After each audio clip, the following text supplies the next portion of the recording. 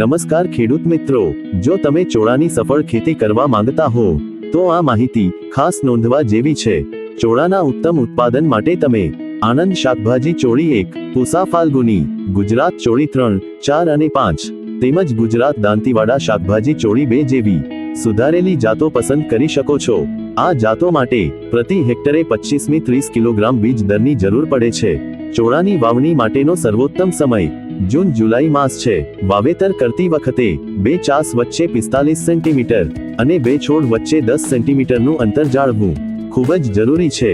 ખાતર વ્યવસ્થાપનની વાત કરીએ તો વાવણીના 10મી 15 દિવસ પહેલા પ્રતિ હેક્ટરે 8મી 10 ટન સારું કોહવાયેલું છાણિયું ખાતર જમીનમાં ભેળવવું તેમજ પાયાના ખાતર તરીકે પ્રતિ હેક્ટરે 87 કિલોગ્રામ DAP અને 10 કિલોગ્રામ યુરિયા આપવું જોઈએ।